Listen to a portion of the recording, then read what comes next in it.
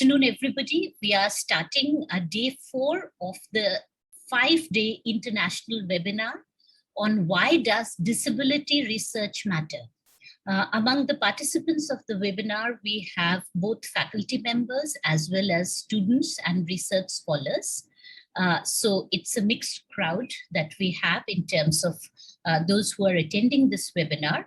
And over the past days, there has been discussion on the medical aspect of disability, on the social aspect of disability.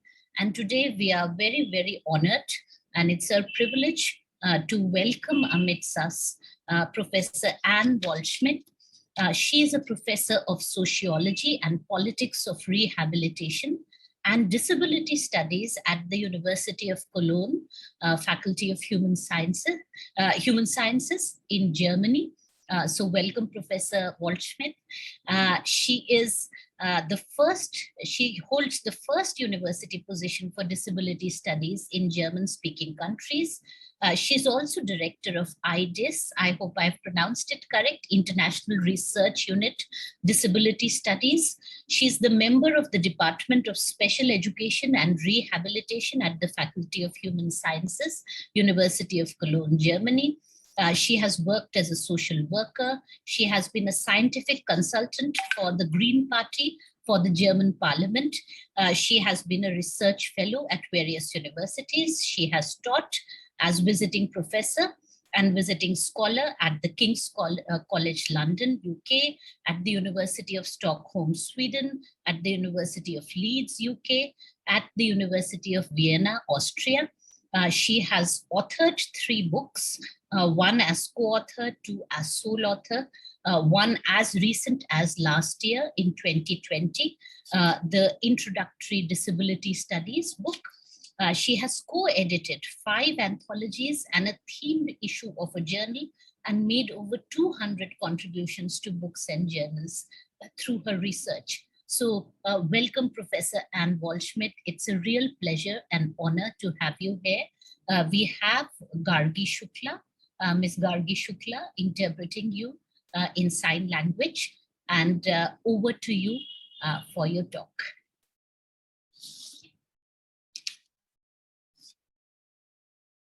You have to unmute yourself, Professor Ann. Sorry, I'm always making this fault. Thank you. Thank you so much, really, for inviting me and also for this very nice introduction. I do feel honored as well that you have invited me and you think my thoughts and works can be maybe helpful for your I think you are about to create a Center for Disability Studies, and that's why now you're having this event. So I'm very, very proud that I can be part of this, you know. So, okay, I hope now everything works fine. So I want to start with my talk. The title is, or the topic of this keynote is the culture model of disability. And I regard this model as an analytical tool, and I will deal with key assumptions, strengths, and weaknesses, you know, of this model of disability.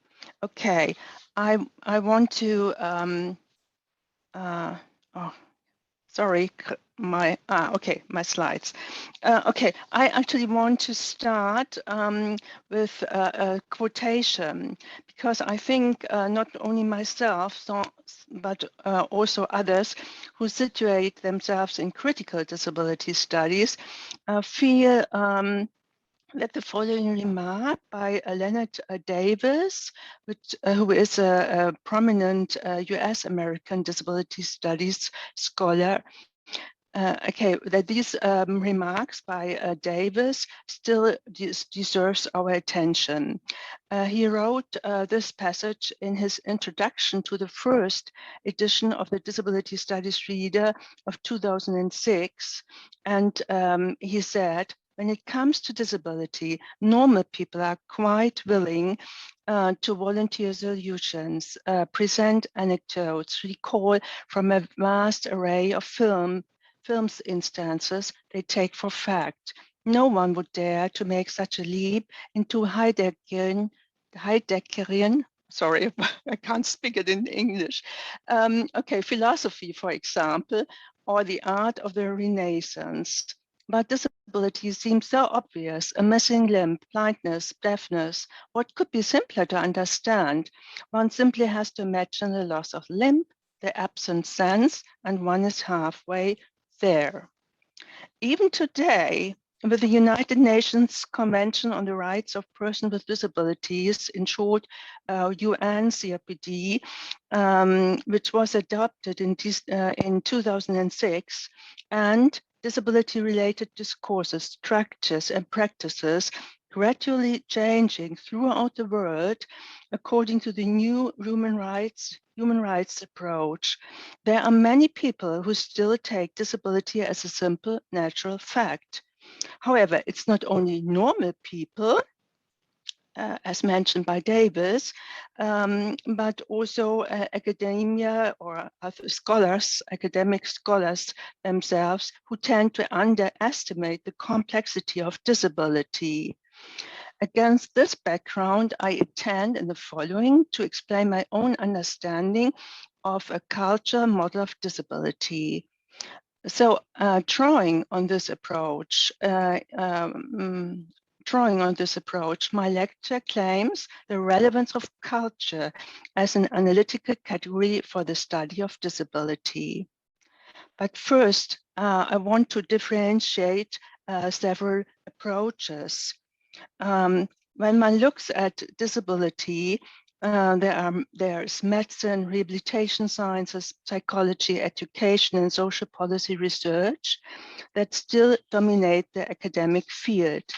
Of course, these disciplines have their merits, and it's not my intention to dismiss their efforts of providing support and services for persons with disabilities altogether.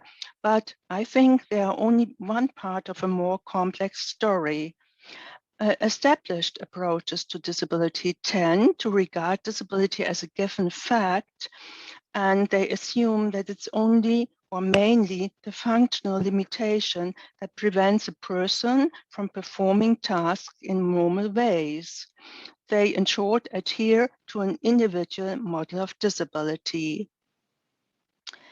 While most scholars would probably concede today that society plays a certain role in the production of disability, individualistic approaches are by no means outdated.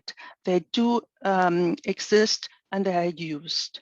In contrast to so-called conventional disability research, as I call these approaches, disability studies claims that disability is not just a health problem or a developmental disorder to be resolved or managed, but a difference constructed in and through society and culture. It is disability studies that has developed the social model of disability.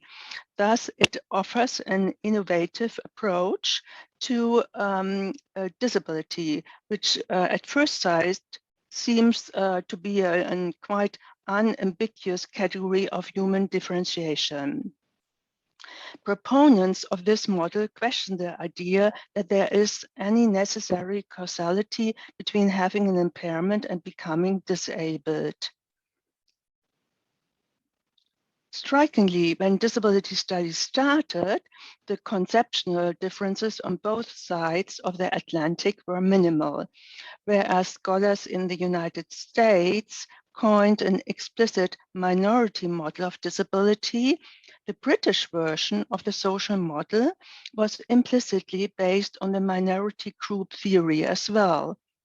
Both American and British approaches converged in their emphasis on the relevance of society when it comes to disability. Be it the relational model that is prominent in the Nordic countries of Europe, be it the human rights model, which is of course the basis of the UN CRPD, or any other models. They are all more or less types or variants of a perspective on disability that implies that societal relations, norms and values and structures play a crucial role. However, over the recent years, disability studies itself has become more diversified. And there's now also the type of critical disability studies. As this term implies, there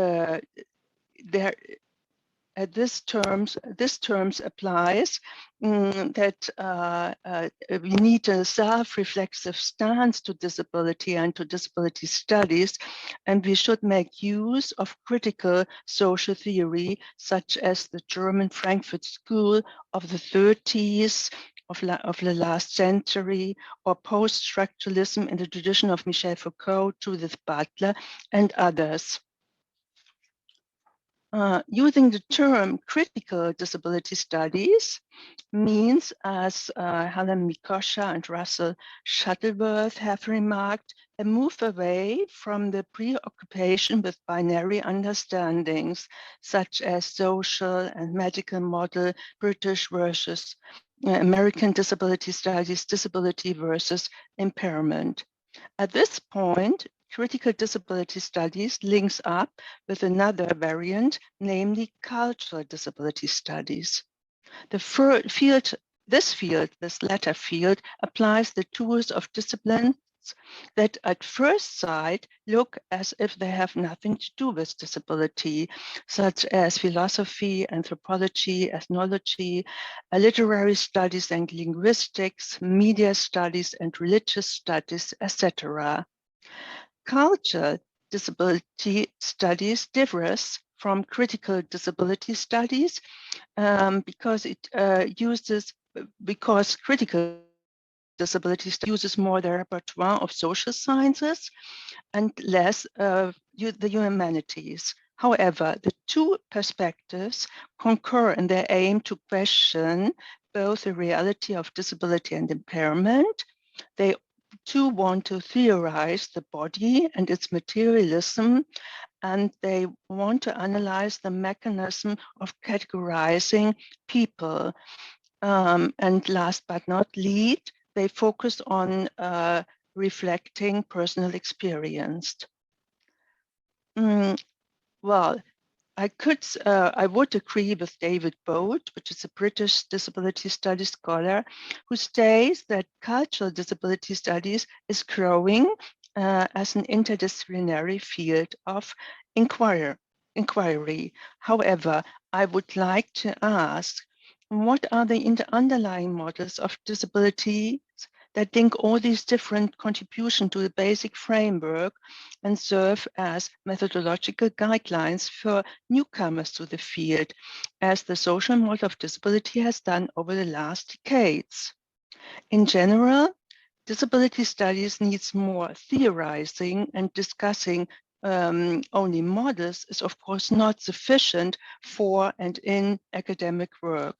In what follows, I intend to sketch an approach that links both critical and cultural disability studies by devising a cultural model of disability that is critical at the same time as it builds on the notion of disability and not disability.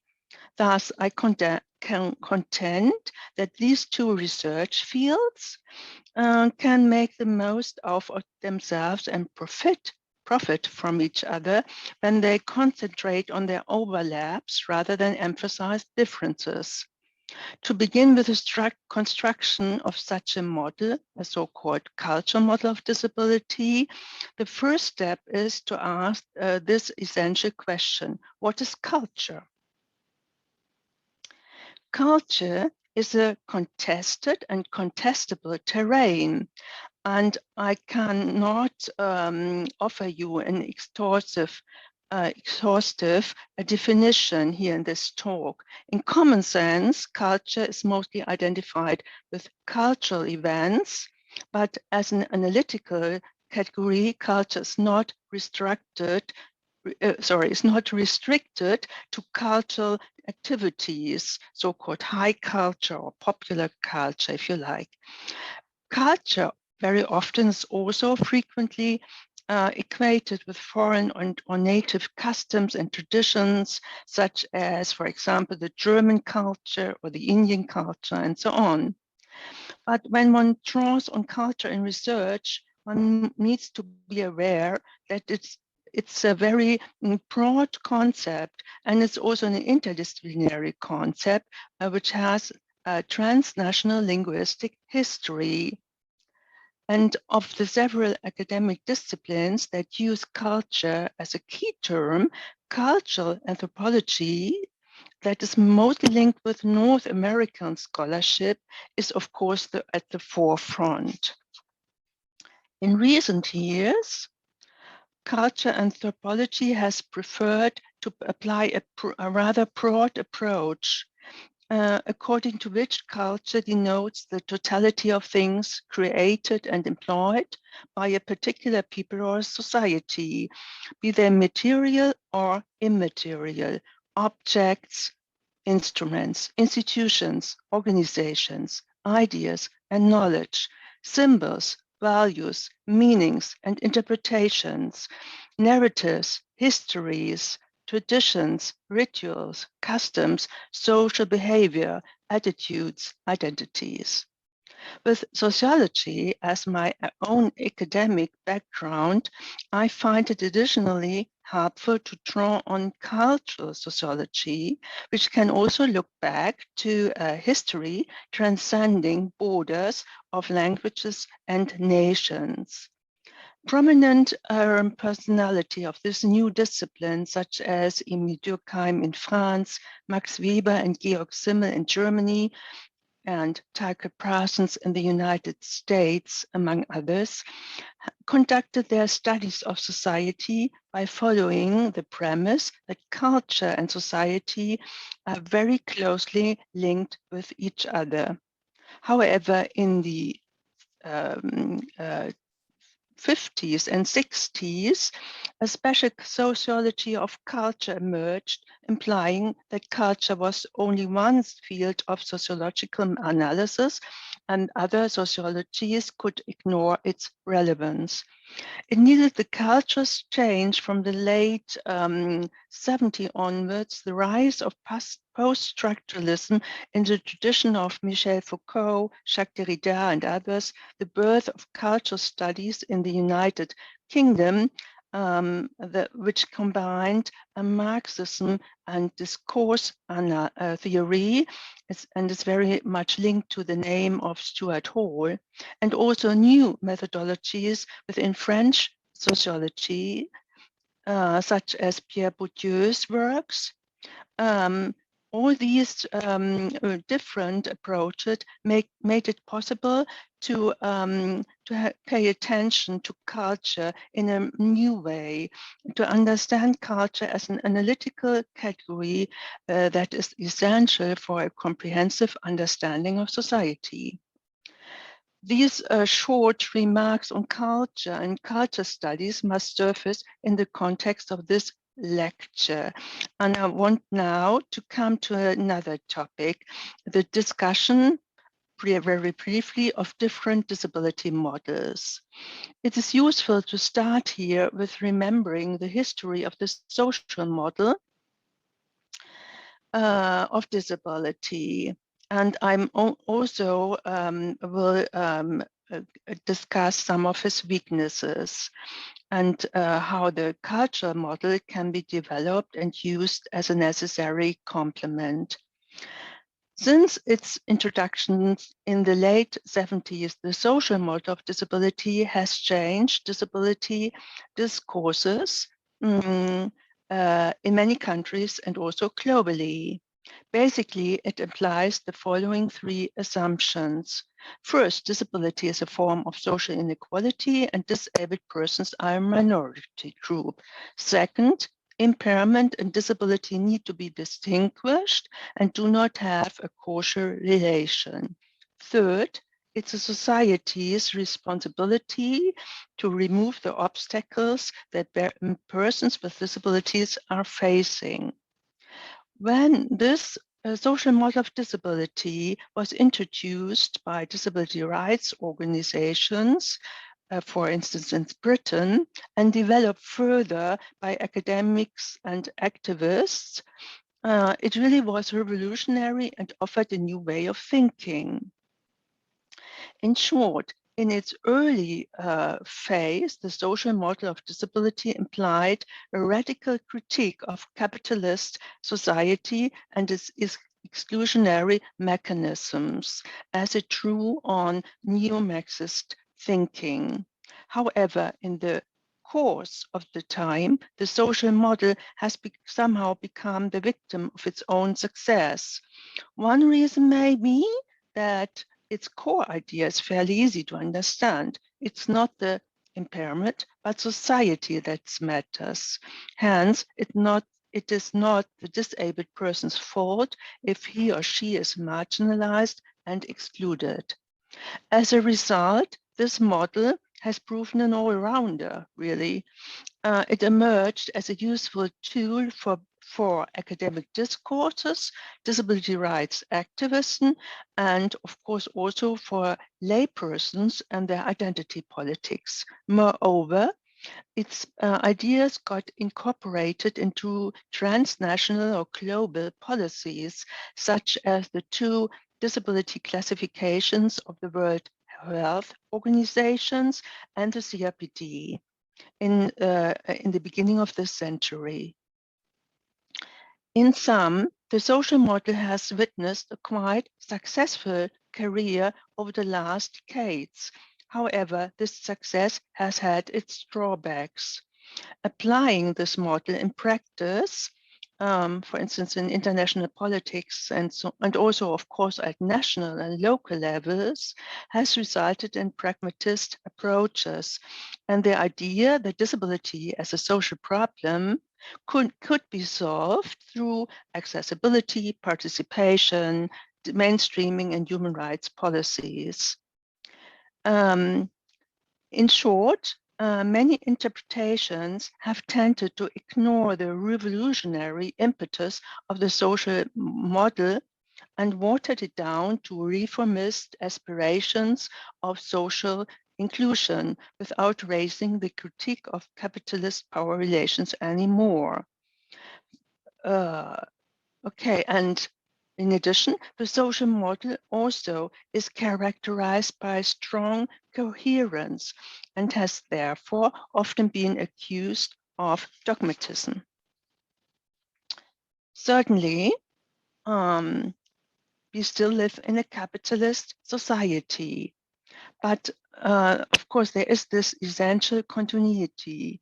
But nowadays, it seems somewhat simplistic to blame only capitalism for the present societal challenges. What is the meaning of the disability divide today in the 21st century against the background of a globalized world in economic and ecological crisis, in a pandemic at this very moment, and facing new power relations and the digital revolution, the questioning of democracy and the rule of law, worried by the rise of authoritarian nationalism, international terrorism, and unconventional forms of warfare, divided by cultural clashes and growing inequalities. This is a big question, but I think that contemporary disability studies needs to deal with this question. Against this background, this question cannot be avoided. Do we need a new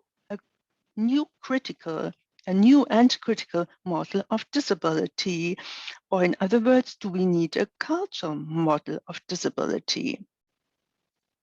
When it comes to culture, the social model of disability is not very inspiring. Michael Oliver has reacted to the critique that the social model of disability does not really pay respect to culture. But he argues, or when he wants to answer the critiques that the social model of disability is neglecting cultural representations, he says that he does not consider cultural values to be crucial, at least as long as many persons with disabilities are still suffering from poverty and material deprivation.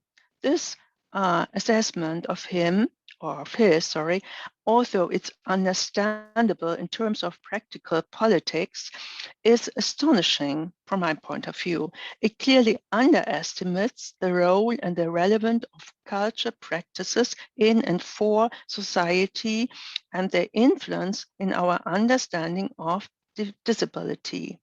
Indeed, in parallel with the development of the social model of disability and its critical discussion, and partly independent of this, past decades have witnessed an increase in culture studies-oriented works with regard to disability, and cultural disability studies is now an innovative and prolific research field carried out in many disciplines of the humanities. Of course, I cannot go into details to explain you this picture.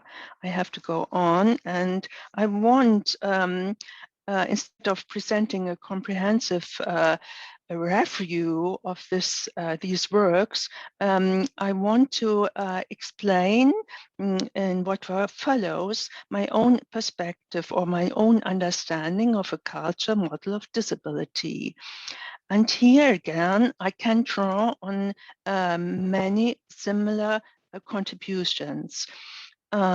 Again, I cannot go into much detail. As early as in 1994, Tom Shakespeare, also a very prominent British disability studies scholar, he called for a stronger perception of cultural representations of disabled people. In 2002, American culture, disability studies, and disability studies scholar Rosemary Garland Thompson also argued for understanding disability as a culture trope, as she named it. In 2005, Patrick de Vlieger, who teaches cultural anthropology in Leuven in Belgium, pleaded for a dialectic cultural model to study intersections between migration, ethnicity, race, so-called race, and disability. In 2006, Sharon Snyder and David Mitchell, with their background of U.S. American disability studies, explicitly used the expression culture model of disability, but they defined it quite narrowly as an approach that was primarily associated with U.S. American disability studies.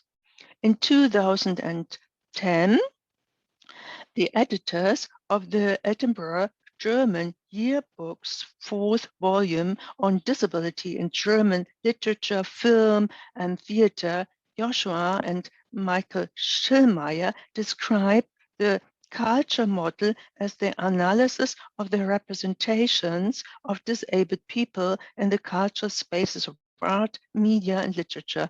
And they also speak of a culture turn in disability studies.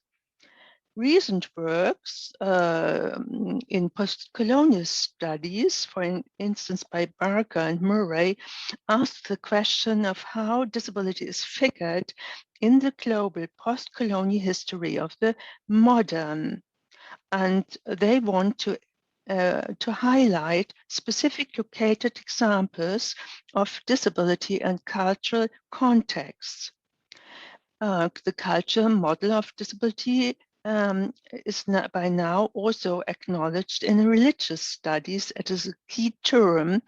Junior and Schipper define it as an approach that analyzes how a culture's representations and discussions of disability and also non-disability and able-bodiedness help to articulate a range of values, ideals, and expectations that are important to that culture's organizations and identity.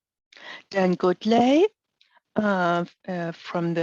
with his background of British disability studies, refute also the culture model of disability, but only with special regard to English-speaking words. He did not provide a concise definition either. So I have tried to show you that there is an ongoing consideration of the culture approach to disability, but comprehensive explanations are still lacking. With regard to Germany, which is my culture background, the discussion on how to use the repertoire of culture studies for studying or for doing research on disability can also be witnessed. At the beginning of this century, two international and interdisciplinary conferences took place in my country, and they were part of a major exhibition titled The Imperfect Human Being. The results of these two conferences were published in a German-speaking collection with the same title in 2003. And further, Conference on Culture Disability Studies Perspectives took place in 2003 and was part of a summer university on disability studies in Germany. In 2007, there was an interdisciplinary book series on disability studies was set up, published by Transcript, and this book series has resulted by now in 16 books that have been published in this context, and further publications are in preparation. In addition, an international collection on encounters between disability studies and between disability studies and cultural studies came out in 2017. In case some of you can read German, I can also recommend these three recent publications in German language disability studies. The collection by Brehme et al. From 2020, my own textbook, An Introduction to Disability Studies, published in the same year, and the first handbook in disability studies, which is under my editorship in preparation for publication in 2020. They all contain stimulating works and overviews in culture disability studies in German-speaking countries. In the following, I want to suggest that we need a cultural model of disability, and I aim to develop this cultural model. I think such a model would give cultural disability studies a more distinct profile. A cultural model of disability, from my view, differs from other approaches in important aspects. It considers disability neither, as it is the case in the individualistic reductionist model of disability, only as an individual fate, nor as in the social model as merely an effect of discrimination and exclusion. Rather, this cultural model of disability questions the other side of the coin, the commonly unchallenged normality. At this point, it's important to underline that as first consequence of the culture model of disability, not only disability should be problematized, but disability which is a complex interplay of both ability and disability, is to be considered. When one wants to sketch a culture model of disability, four programmatic ideas arise, basically. First, this model regards neither disability nor impairment as supposedly clear-cut categories of classification. Rather, this model considers impairment, disability, and normality as effects generated by academic knowledge, mass media, or other discourses. Second, the culture model of disability understands disability not as an individual's characteristic or feature, but as always embodied and thus materialized as a category of differentiation. Disability is taken as true and real because it's not a natural fact, but a naturalized difference. Third, the culture model of disability claims that both disability and ability relate to prevailing symbolic orders and institutionalized practices of producing normality and deviance, the self and the other, and so on. Fourth, the culture model of disability promises that when one employs this decentering approach, surprising new insights become possible. Insights into our late modern societies, their trajectories and processes of change. Summing up, the culture model of disability starts with the premise that impairments and disabilities are structuring cultures and at the same time are structured and lived through culture. With this basic assumption as starting points, we can define cultural disability studies as follows. They are critical to the rehabilitation paradigm and also to individualistic models of disability. They draw on deconstructivist, phenomenological, post-structuralist, post-materialist, and other theoretical approaches. And they imply the critique of science. Basically, they regard disability, ability, and also so-called ableism as social cultural mechanism of control. So far, my keynote has centered on methodological reflections, and perhaps you have already asked yourself, is this discussion really important for the actual living situation of persons with disabilities, and does it actually make a difference if one applies the cultural model of disability and not, for example, the social model? Sorry, I have to drink something.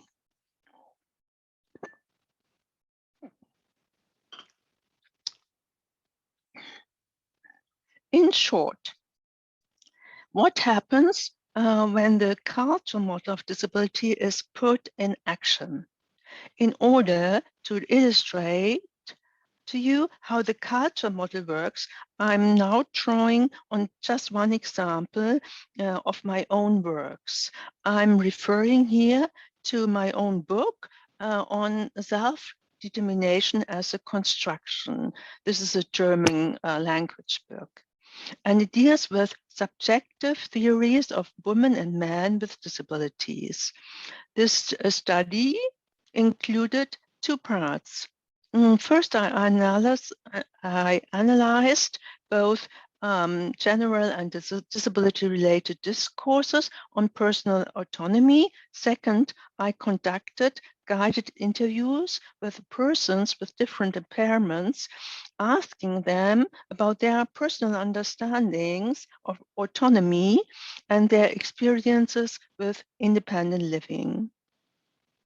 I collected this data in the late 90s, but you all know that the issue is still topical, or even more so, against the background of the United Nations Conventions. The CRPD stipulates in its Article 19 that persons with disabilities have the right to live independently and being included in the community. Again, I have to cut a longer story short and will in the following only focus on the question which arises when one starts to do research on the subject of independent living and wants to use some different, or wants to use a model of disability according to disability studies. My argument is that the questions that arise from the planned research vary greatly according to the respective model one is applying. The following table includes, for the reason of completeness, the individual model of disability. It thus displays clear differences between conventional disability research, I have mentioned this kind of research, and critical disability studies. At the same time, the differences between the two approaches, social model and cultural model, which are of importance to disability studies, become obvious as well. First, the opening question about the relation between autonomy and disability vary significantly according to which model is applied. The individual model asks, are the disabled really able to live independently? The social model asks, what societal conditions prevent the self-determination of disabled people? And the cultural model wants to understand what personal autonomy and independent living means in a given culture, history, and society.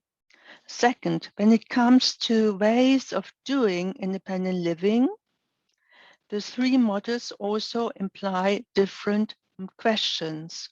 The individual model wants to know what ways of empowerment should the professionals provide for persons with disabilities.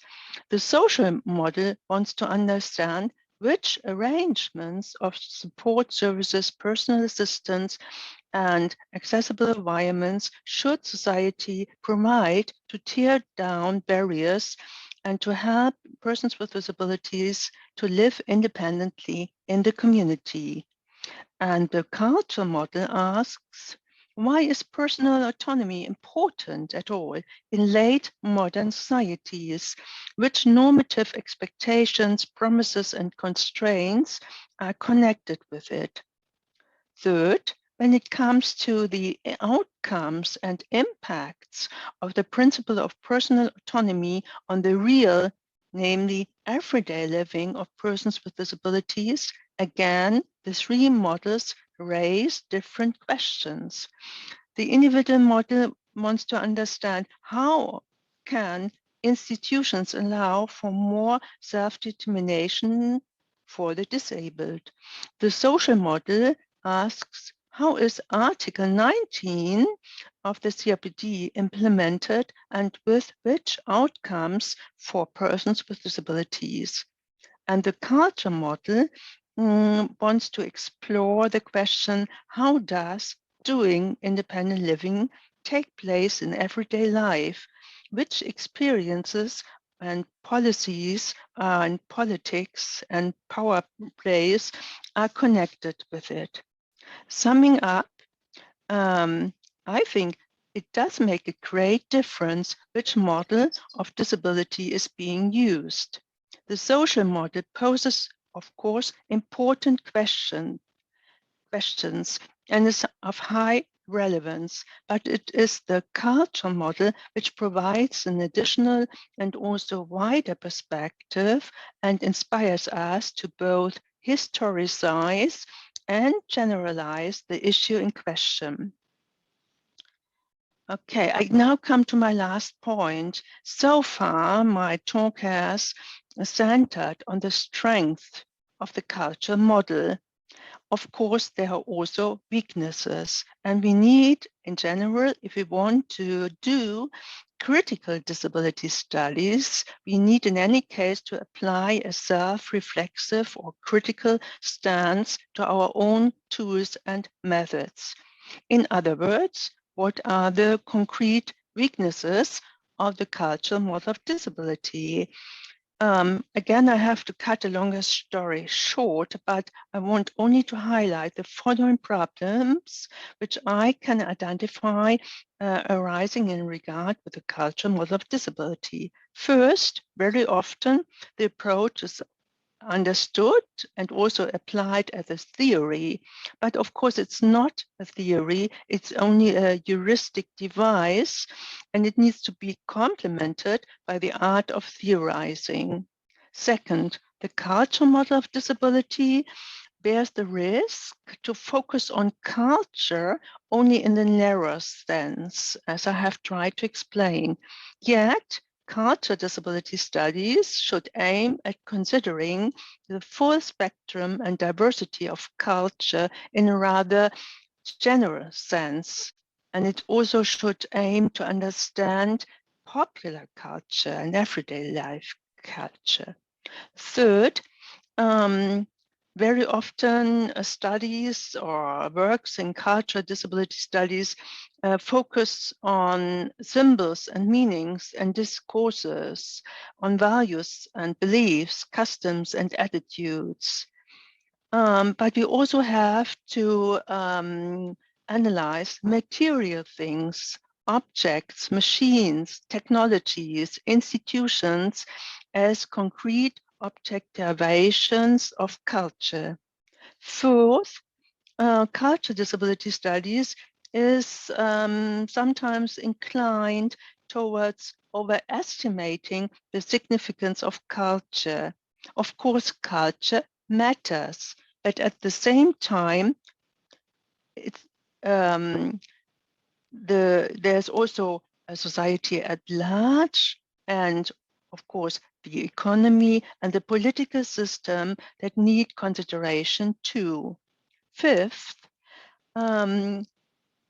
works in the tradition of the culture model of disability tend to ignore or neglect the power relations and issues of domination, violence, inequality in society. And very often culturalization, if you like, is often is applied as a strategy to disguise the actual conditions and power relations in capitalist society. Here we come full circle. The culture model of disability cannot do without the social model that highlights the role of systems, structures, conditions. At the same time, the social model cannot renounce the culture model either, since culture and society are necessarily entangled with each other. I come now to my conclusion. I have tried to show you that culture is relevant and culture matters. It should be used as an analytical category for the critical study of disability.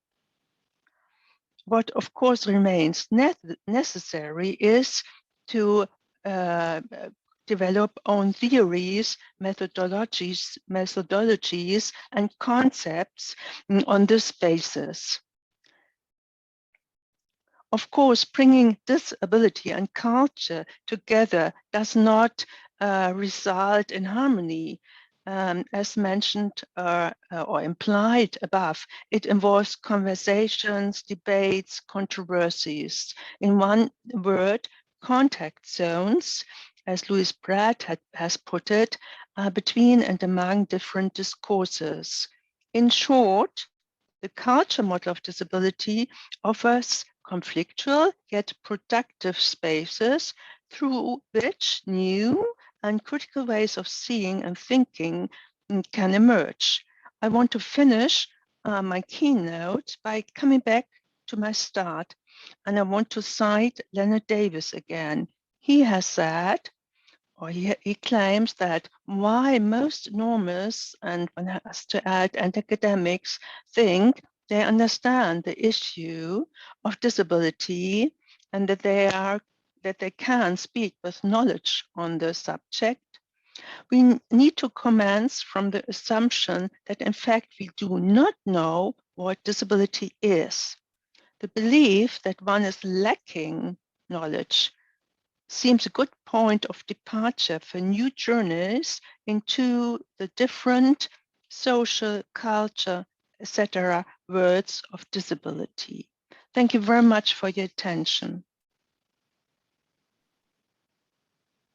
I think I stopped now I stopped my slides because then we can have more discussion. Yes, we have 3 questions in the chat box already, and I guess more are coming. So I'm starting, Professor Walshman, with the first question for you. It is by Shivani. Shivani says, thank you, Professor Ann, for this very impressive talk. Could you elaborate on how cultural disability studies draw on deconstructive, post-structuralist, and phenomenological theories? Yes, thank you very much for this question. This is a very, very broad question. This is a bit difficult to answer, actually. Of course, we have probably, when we want to use this deconstructive, post-structuralist and phenomenological theories, we probably need to know on what field of inquiry. So we need to know what is the object of research. Then we can become a bit more concrete. When I talk about these approaches, of course, I basically mean I think, truly inspiring works of Michel Foucault, of Jacques Derrida, also of Judith Butler, for instance, which I would claim are more or less post-constructionalist approaches. And they all are relevant and they all are used in the international discourses in critical disability studies. Deconstructive or deconstructivist approaches, that is even more difficult to explain, because this is a more or less an overall term that brings together very different approaches that all claim that disability is not given as a fact, but made in society and through culture. So probably it's not of many use to you, because I would probably use German approaches. But just if one wants to start with the assumption that disability is not given, but it's made, then you kind of apply a deconstructive or deconstructivist approach. And then when it comes to phenomenological theories, of course, there is the work of French philosopher Merleau-Ponty, which is very important for international disability discourse, and it's very often used for mainly studies on the body.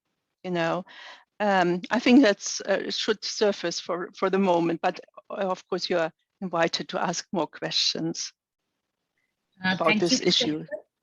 There is another question by Madhumita Kundu. She says, how is this cultural disability model used as an analytical tool in disability life writings? Yeah, that's an interesting question also. I do not know so many works that are very explicit in their use of the cultural disability model when they do research of disability life writings. I actually made or worked on a review of biographical works in disability studies in Germany over the recent years. And that was interesting to see that the writings and studies have kind of evolved, have witnessed an evolution. First, they tended to use the individual model of disability, and then they kind of drew on the social model of disability. And in recent years, there are everyday or first person's experiences, and also the works on these accounts, and they try to pay more attention to culture, like how mass media is influencing our understanding of disability and impairment and so on. Like, for instance, the freak shows, and there is disability life writings that show that the freak show is an important, if you like, narrative or conception that people with disabilities often use in order to understand why they feel estranged and discriminated against, or stared at, even only stared at, in certain situations. So I think that maybe the cultural disability model is used as not so much as an explicit reference point, but more or less as an implicit way of doing identity politics. Thank you. We have another three questions in the chat box, and we have 2 hands that are up. So I'll first read the questions from the chat box. Oh, 4 more hands are going up by the minute. So the next question is by Priyam Sinha, who asks, extremely thankful to you, Professor Ann, for this breakdown and explanation of the models of disability. Could you describe how these models of culture, medical, and the social have merged during the pandemic to create the accessibility and inaccessibility divide? Also, does the dialogue on disability studies depend on the visibility and invisibility itself, which permeates into gaze? How can we unpack the gaze in that regard? Oh, these are really very, very interesting questions, but they are very complex, if you like. So I'm not sure if I can answer these questions to your satisfaction. I have to confess that. This question about how important, perhaps, how important are these models in regard to the current pandemic? That's interesting, actually, because my feeling, but I have to confess that's only my German point of view, because there haven't been many works yet dealing with disabilities in the context of the pandemic. But my feeling is that in these discourses, at least in Germany, the medical or the individual model has come more or less again to new life, if you like. Disability or disability-related issues are currently, at least in my country, discussed in relation to medicine and the body and illness and so on, and vulnerability and so on. So it's hard actually to bring social models and cultural models of disability to the foreground of these discourses, because actually we're trying to cope with the pandemic, and maybe when in retrospect, once the pandemic we have cope with it and it's gone, it's finished, one day, you never know. But then maybe we have to discuss this again and see what has happened with these models. But in short, I think that the medical model, the individual model, is very important now. There are, of course, some discussions on how this relates to health systems and so on, of course. But cultural aspects of the pandemic with respect to disability are more or less very seldom raised. This is my feeling. Okay. Yeah, that's interesting. The visibility and invisibility and the clinical gaze, if you like, and how important is it for the current discussions or debates in disability studies. Of course, I think actually this is a long runner in the field, really. I cannot see any current boom of this issues. I think maybe since the early 60s, when Irving Goffman, the US American sociologist, wrote his really famous study on stigma, then he emphasized the importance of visibility, and I think this is still very, very relevant. And also I think it's an issue for, I don't know, for so many, for nearly all, I don't know, but for any country and culture, because it's visibility that's important when we interact and have encounters. Of course, you could argue in the digital age, you don't need to have visible encounters. But I'm not sure if this is has been already an issue of research. How the digitalization, if you like, of our everyday life, which actually has grown extremely due to the pandemic, how this has influenced and shaped our understandings of disability. I think actually you are right. You all are raising very interesting questions, and it would be very worthwhile to start to do research projects on these questions, I think. Thank you, Professor Ann. We have more questions coming in by the minute. So I'll read out one question by Dr. Janki in the chat box and then go to Sumit Garg, who has his hand up for a long time. And then we'll return back to the chat box questions after that. So Dr. Janki V says that it was a very insightful lecture, Professor Ann. However, in wondering how the weaknesses stated by you can be called weaknesses, since you used terms like pragmatic, the cultural model is multi-layered in many ways, even within a particular demographic locale.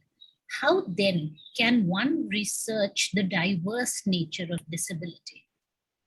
That's interesting too. I'm not sure, actually, if I fully understand the question. In the end, you said, Professor Ann, if and Dr. Janki can correct me if I'm not doing a fair representation of her question. But I think that in the end, you said there are weaknesses to the cultural model. So she's saying that in the cultural model, my guess is she's asking that culture itself is so multi-layered. Even in a single, even in a particular demographic locale, that how does then one research the diverse nature of disability? So she is saying, why are you calling it a weakness? But on the other hand, she's also complicating culture per se. Yeah. Well, the culture model is multi-layered. Of course, you are right. Yeah, and pragmatic approaches do make sense in certain contexts and situations, but at the same time, like I think that of course, there are approaches in international culture studies that pay very much attention to issues of social inequality or power and hegemony and so on. But if one looks or does a reviews of works in cultural disability studies, my feeling is that they very much tend on culture issues in the narrow sense. And there is still an open question: how can we work with a quite broad and general concept of culture? And what does that mean when one wants to work or do research on a more local level? Of course, this is complex. I couldn't really answer this question either, really, because I would need a bit more details about what kind of research and situations and contexts you're thinking of. Probably, sorry. So I'm moving now to Sumit. Sumit, can you Yes, unmute yourself? yes, Professor, I can. Hello, Professor N. Hi. Yes, Professor, I am Sumit Garg. My question is that whenever we talk about cultural model of disability, we think, generally it is understood that cultural turn is also responsible for, this cultural model of disability. Cultural turn means a kind of, there is, topsy-turvy in the cultural representations, the way the things are understood, the way the culture carry forward the things. So I want to, know something about that culture turn, number one. And number two, there are a certain, cultural locations of disability which are being talked about by Snyder and Mitchell in one work. So I really want to know about those cultural locations of disability and how can we counter those. Like it has become somehow difficult to deal with all these things. There is a lot of theory, but in practice we are, at least in India, I think there are a lot of work to be done. So these are my two questions. Thank you so much. And I'm really I really appreciate the way you lucidly presented the things. I have understood the models in a very, very nice manner. Thank you so much for that, Professor. Thank you very much for your question and your considerations. Yes, I think maybe it's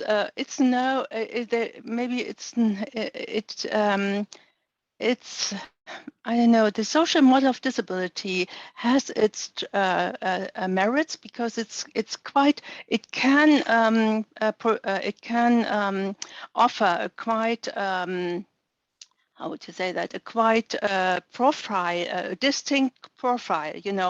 There's society and there's disability and there's impairment and so on, and it's a society that creates barriers, and the solution should be to create accessible environments. The culture model has its problem because it can't really offer a distinct approach of culture, because culture is a very broad term, and it's broader than the concept of society, at least. So I think I couldn't really, sorry about this, but I couldn't really answer your question. Again, I think it needs to be tested and used as a kind of in experimental research. It's like, how can I pay attention to culture aspects? And of course, we need to understand surroundings, as like architecture, for instance, or something like that, or the assistive technologies. They are artifacts actually of culture, but we tend to taking them as granted and then only want to understand what are their effects, in everyday life. But we also have to ask, how does these accessible technologies, for instance, or devices or gadgets or whatever, how they how do they get evolved and developed and built off and constructed and so on. So we have probably, when we come to culture, we have to raise more fundamental questions. But of course, I wouldn't have the ambition to formulate all possible questions that are linked with a culture model of disability. You have mentioned Sharon Snyder and David Mitchell and their book on cultural locations of disability. And my feeling is they are doing very, very important and inspiring work. But when it comes to culture, they are not very concrete. They remain rather vague. What is this, the culture model of disability? And I'm afraid probably I have to do it like they did it. I need to be a bit vague. Yes, sorry about this. It's okay. Thank you, Professor. Thank you. I'm now reading out the next question, which is by Rekha. She also says, thank you so much for such an insightful session, ma'am. She says, I want to know how cultural model of disability overrates the significance of culture in the present scenario. That's interesting. I actually have to ask, what do you mean with the present scenario? I'm not sure whether I do understand what you're thinking of. Professor Shakil, Rajesh, this side, can I? Are you Yeah, I'm Rekha's question? I think my question is very much connected with this question. So please go ahead. Please go ahead. Okay. Hi, both the professors, the speaker and the chairing the session. Rajesh from Punjab University, Chandigarh. I teach English. So thank you so much for giving such a insightful, illuminating talk. But at the same time, as Professor mentioned during the course of your deliberation, you made a mention of critical theory. You made a mention of so many, post-colonial disability studies and all. Okay, and even most of the speakers, those who have come to talk about disability studies, they have given too much weightage to post-structuralism, postmodernism, and what I think.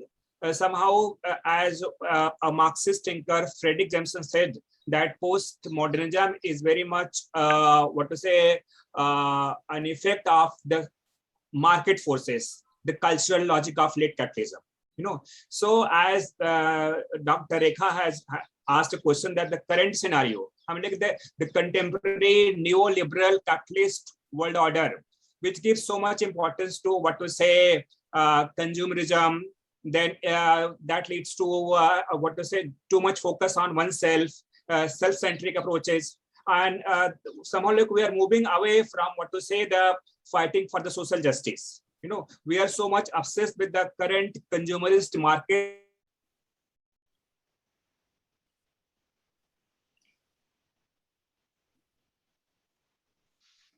Dr. Rajesh, your screen we are not able to see or hear you anymore. But Professor Ann, you are confronted with two diverse or opposite questions. One was initially a question by Rekha, who said that how is the cultural model of disability overrating the significance of culture? And you asked clarity on what is the present scenario. And then we had Dr. Rajesh saying that isn't cultural approach to disability per se in some ways debilitating or in the neoliberal scenario, sort of weakening the fight for social justice, which is also how he has typed his question. So I'm sorry, ma'am, my net was gone and now I have come back. So please, I hope I have made my question clear to you. Please do respond to my question. Thank you so much. Yeah. I hope I understood you correctly, so I try. You tell me then if I'm completely wrong. Yes, I think so too. Actually, probably the main we are living in an age of social inequality, basically, and exploitation. And I have tried to kind of imply this way of thinking, that I think there is a kind of tendency in overall discourse of culturalization of research issues, and of course applying a cultural approach to disability can easily be used in order to avoid the probably or certainly more relevant questions. I think actually probably you would underline Mike Oliver's argument. I think if we have to think about that, there are so many people in this world, that are facing terrible and cruel, or terrible and really unjust living conditions. So why not deal first with these problems and then come back to culture?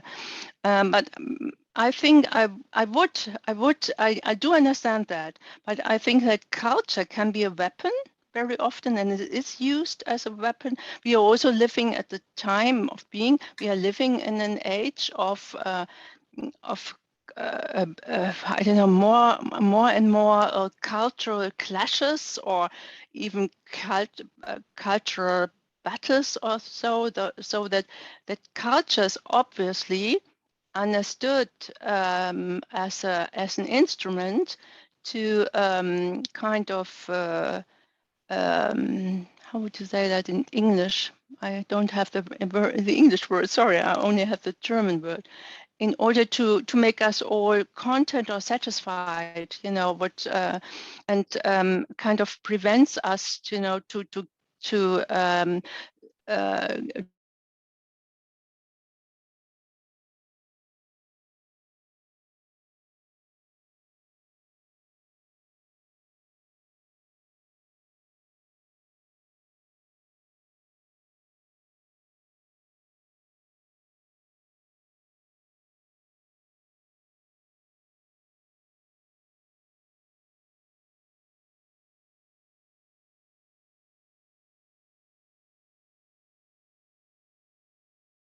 like the slogan of the disability rights movement, nothing about us without us. It is crucial because it can be used as a strategic instrument, to both demand redistribution on the one side and recognition on the other. I think both needs to go together. Okay. Thank you. We have 4 more questions in the chat box. One is by Priyam Sinha, who says, out of curiosity, how was your experience of initiating the dialogue on the importance of disability studies and its cultural model that goes beyond policy and law in Germany? That's also an interesting question. I would like to know, actually, I want to ask about your experiences in India, because Germany and India are quite different countries with different cultures and so on, and different histories also, of course.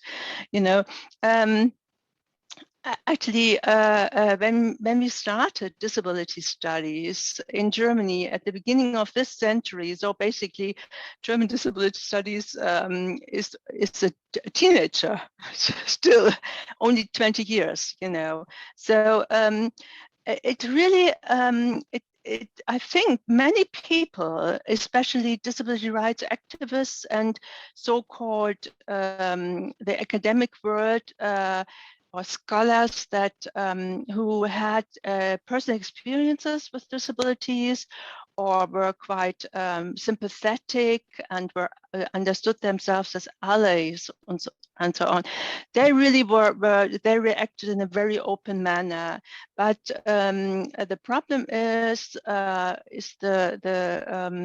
discipline that traditionally have the say in disability issues, like special education, which is very strong in Germany, and they try to keep disability studies out of the academia. They tend not to pay respect to it, or they say, oh, it's only some kind of citizen science, it's not serious science, and so on. So basically, disability studies is still weak in Germany. We have had some successes, like quite a lot, publications and also discussions and conferences and so on. But at the same time, it's not stable. So it still lacks a course, a university course. You can study disability studies only in certain modules, but not in a special course. And I think actually the culture model in disability is really important, or has been very important, in order to show to the public that disability studies is really a different discourse, because cultural issues have been very much neglected in rehabilitation sciences, special education, and so on. So that has helped a lot to say, here's a different discourse. And we also have used in Germany the English terms. We use disability studies in order to show via language that we are talking about a different understanding of disability.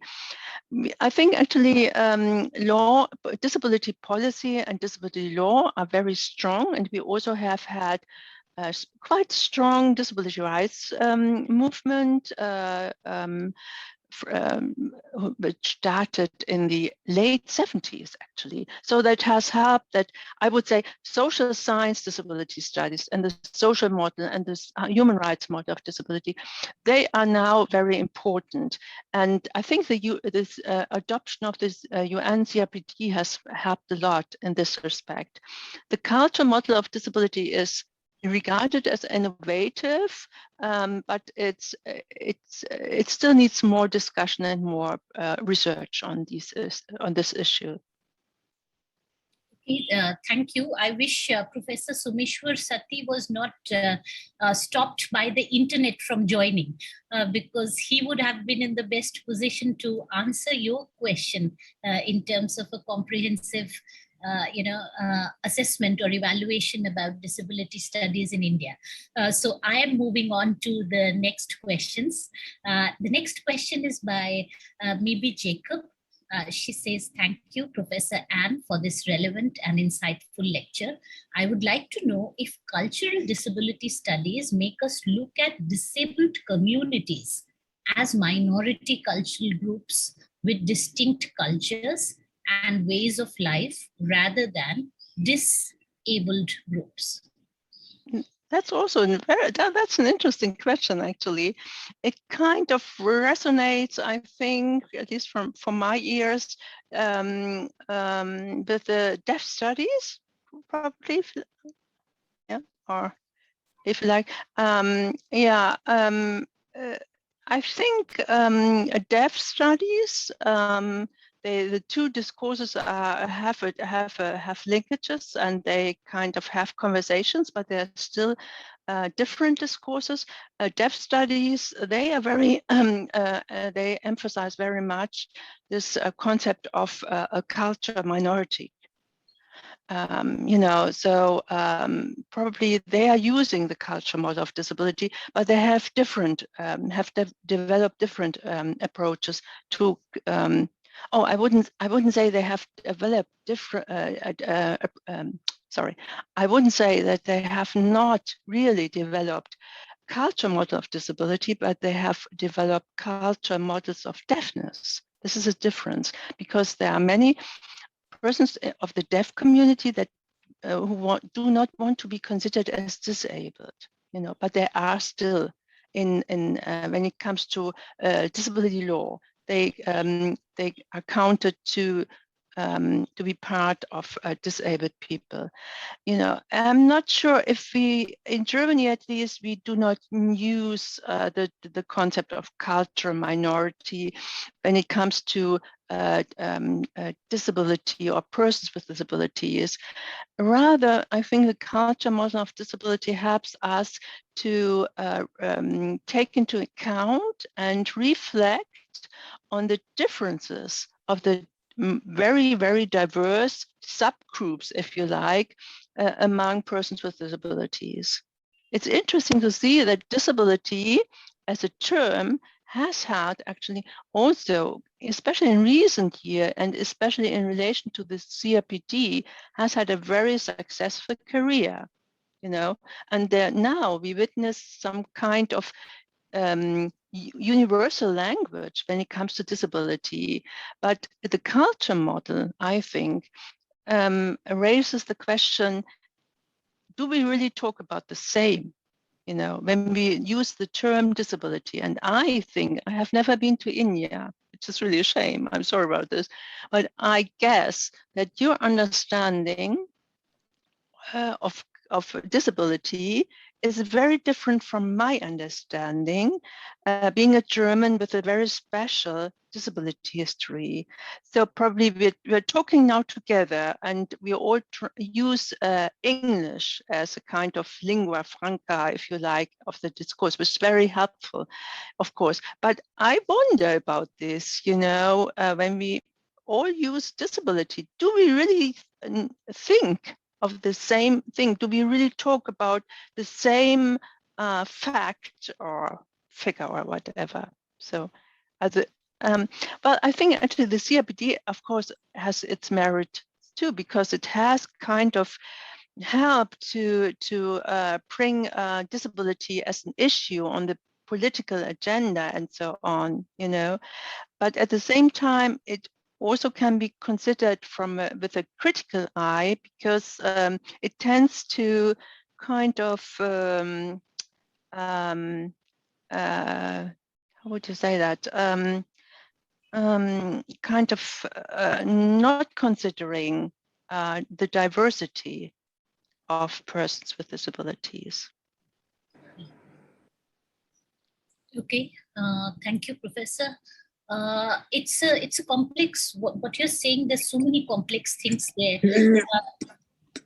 So in India, in education, there is a policy.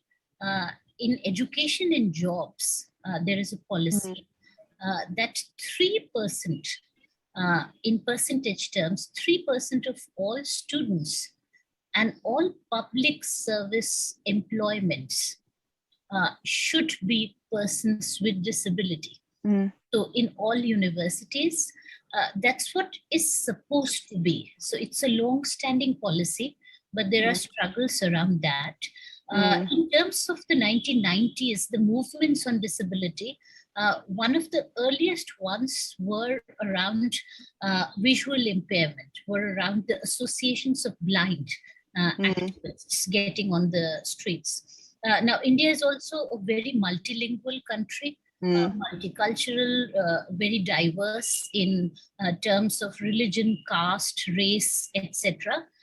So there have been lots of debates about law and policy in interpreting what is disability, what is covered in policy and law, and otherwise. Professor Someshwar Sati has just now, in the month of July, opened in a college a center for disability. Who invited you? So there are other university-based centers or research centers, but in a college, in a university in Delhi, this is the first in India. So he's a key figure. I wish he were here, but I'm quickly going to the new questions, although we are running out of time, but we have 2 questions and 1 hand up. So whenever your time is up, you have to let me know, because it looks to me that we will spill over. So I'm reading out Dharmendra Jahangir's question, who also thanks you for a wonderful presentation and says, I want to know your views on popular media, culture, cinema and TV which affect society at large. But on TV, we have never seen disabled James Bond as hero. So do you think there is need to rethink our popular media culture, or there is need to develop a new media culture? Your comments. And I'm reading out the next question to you too right now, which is by Praveen Patel, who says, thank you, Professor, for this wonderful talk.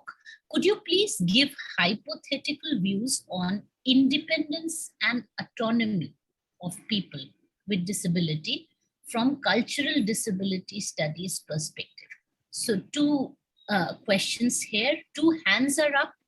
Would you prefer to take those questions too and then give a comprehensive answer, or do you have time? I have time. I mean, Okay, I want. I mean, it's great to meet you actually, and I do not want to say I leave now. No, but, I'm here until you have you are satisfied and tired yourself. So never mind. Okay, maybe I just try to ask again these very full and rich questions, and then maybe we take two other ones, maybe like this. Yeah, popular media culture. That's also a very interesting question. And in Germany, there's also research done on disability and media and popular media or social media also. And you're quite right. Just these days, the new James Bond is starting in German cinemas as well. Obviously, a global campaign. Yeah, and that's right. We never see, or we very rarely see disabled actors in German films as well, which there are protests against this, of course. And my feeling is that more and more persons with disabilities try to get active. There's a quite successful and rich movement of disability arts and disability culture in disability studies in Germany as well. So I think there are both attempts of influencing the traditional popular media and also try to develop subcultures, if you like, of disability arts and so on. So there is, of course, this demand that if there are disabled roles, then a person with disability should play these roles. And there are actually some actors with disabilities that have been trained as professional actors in recent years. So I think actually there is things are changing, albeit slowly, So, and both approaches I think are worthwhile trying. Okay, and the next question is this one about independence and autonomy from a culture disability studies perspective. I think that these are very important issues which can very well studied or done research on from a culture disability studies perspective, because very often in disability policy and social science research on these issues, independence and autonomy are reduced to pragmatical technological issues, like independence means you need accessibility and so on. But a cultural disability studies perspective would probably, and I have done this in my book, which I mentioned, try to find out what about the philosophy of autonomy. Is this philosophy really taking into account the case of disability? Like you can read Immanuel Kant, who is very important for our current understandings of independence and autonomy. And this was a question I had in my mind when I was doing these guided interviews. I wanted to understand what kind of understandings do persons have. And it's interesting to see that autonomy can be differentiated in at least 4 approaches. You can understand, like Kant did, autonomy as a form of self-regime. You can also understand autonomy as a way of creating your own life and making your own life or understanding your own life as a kind of as a piece of an art. This was an approach Foucault is famous for. Or you can understand it as a way of problematizing the self. Or, and I found that this was a very important approach when it comes to disabled people. Many people seem to understand autonomy as a way of self-management, and these approaches are very different, but they all resonate to mainstream discourses. And you should really go into the philosophy and the theory of independence and autonomy in order to understand what is at stake in the field of disability. Giles Taylor would be very important too, Axel Honneth also, and so on. So I think actually it's a very worthwhile issue. Thank you. And now Samir, Samir, you have your hand up. So if you unmute yourself, Samir. Yes. Yes. Yes, Professor, sorry I joined late, but because of the intriguing nature of the discussion, I was tempted to ask questions. Am I audible? Yes. Hi, Professor. I just want to pose 2 questions to you. First, what is your reading of Modelio Ponti's magnificent work, Phenomenology of Perception? Because he has utilized case studies which are scientific or psychological scientific in nature, and which tend to, tend to portray disability as some kind of sick condition. First question. Second question, I want, what happens when cultural notions of disability, are interpreted by state? Like within Indian scenario, what happened, our Honorable Prime Minister coined a terminology for us, Divyang, which is which has divided actually disabled population. Like those who are in academia or activism, they hate it, but those who are not from academics or not from activism in general, they have appropriated it. So how you see when cultural notions of disabilities are interpreted in certain ways? And it is not coming from the people in general, but it has came from the state that you guys are not disabled, you guys are divyang, that is divine bodies. So yeah, these 2 questions I wanted to pose. Thank you very much. My problem is that I had technical problems when you were talking. Albina, can you just help me with a kind of translation? Sorry about this. Divyang means divine bodies. Divyang, like our Prime Minister gave us a term, Divyang, which translates in English as divine bodies. Professor Ann, Dr. Samir Chaturvedi, even I had problem hearing you because your voice was breaking. But okay. If I'm able to translate your question to Professor Ann or relate it to her, then it is that basically he's asking that when the state sometimes, because state is also contested, the nature of the state itself is contested. So he is referring to the current regime in India, and a term point called Divyang, which is a term in Hindi language and in many other languages, not English. So it's a term in a language coined by the present regime, which says to people with disability that you are divine bodies.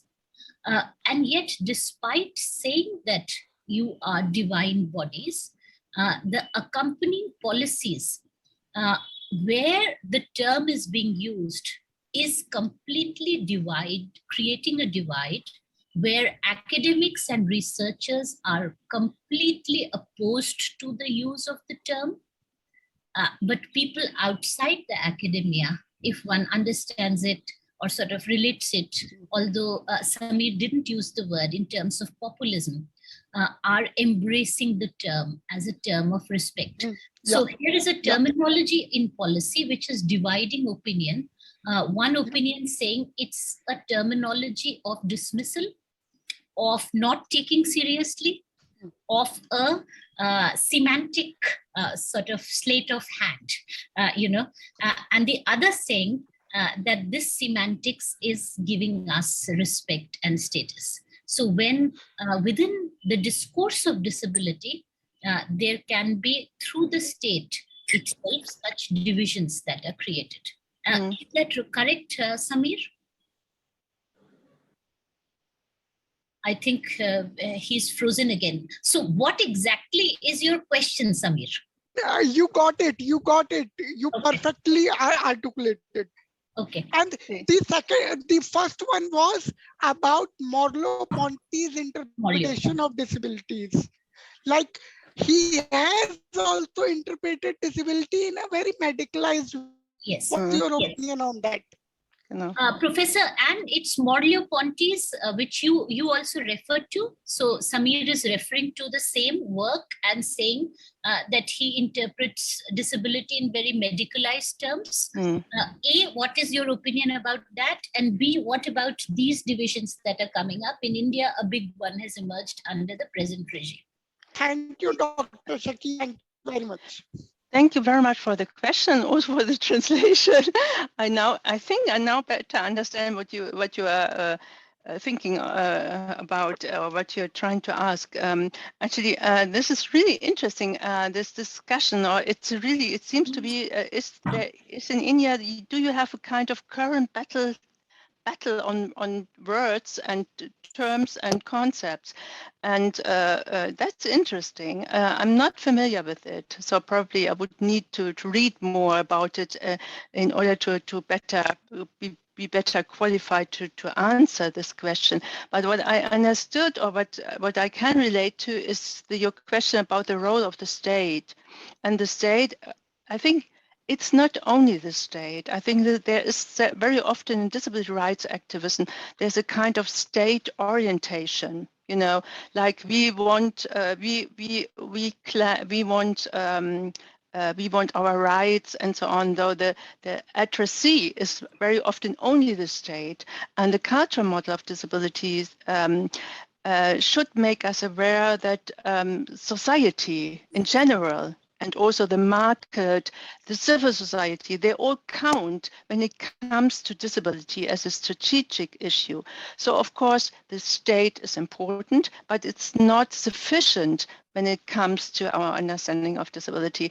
But of course, states are very important. We can, in Germany, it does make a difference whether we have a liberal or social democratic or conservative government, I would call it, And as far as I know, the present government in India, they try to they do not try to create an inclusive society, but they try to create splits and divides in society. And of course, words are political. So really, we also have battles on words in Germany. I think I wouldn't. say that the present Germany is a liberal representative democracy, as is your country. So we share these basic features of our res publica, if you like, of our society. But at the same time, like when the CRPD needed to be translated from English, the original version, into German, the official German translation of the CRPD did not use the term in inclusion, but integration. You know, so, and this is a difference in German language. So there were, in other words, there were kind of battles on it. So we are also having a shadow, an alternative translation of the CRPD. So you see, in other countries, you also have this kind of strategic use of words and concepts, and the state, of course, is very important. Like in the US, when we had the Trump administration, Trump was notorious in using a disability as an example for, you know, talking in a very abusive way on social minorities and so on. I guess you have a similar problem. When it comes to Merleau-Ponty, I confess I'm not using phenomenological approaches very often and very much, because this is my basic problem. I think there are concepts that are interesting, but I feel that the phenomenology is really accepting the medical truth of the things, you know, though they like Merleau-Ponty is only an example. They just assume that medicine is right, you know, kind of is a neutral science, you know, and then they just tend to ask what is happening after the diagnosis have been made and so on. I think we have to question how categories are constructed. We also have to put into question the medical diagnosis, because medical diagnosis is political in a very general way, of course, but it's like the private is political, as the feminist movement claimed or still claims today, like we talk about abortion laws or something like that. Then I would claim that medicine is politics, if you like. And I would probably refer here again to Foucault. You see, I'm a Foucault scholar. Of course, I am a bit. I try to be critical on Foucault as well, but his works have really influenced me, like the one on the clinical gaze, you know. And I think there is a kind of special education gaze on disability, which is quite influential or powerful. And there's also a special education gaze on disability and persons with disabilities. So yeah, I think, I hope I have. Thank you. Thank you so much, Professor Ann Walshman. I know that there are one or two more hands up, but I have received my instructions via SMS. I know that all those attending here are moving into the next session. So we have already exceeded our time. So I'm sorry to those who have pending questions. If you can type, then please do type. Otherwise, please get in touch with Professor Someshwar, who can perhaps convey your questions, queries, or comments to Professor Ann later. And thank you, Professor Ann, for your generosity, both in terms of sharing your enormous scholarship and really delivering a very, very comprehensive talk today.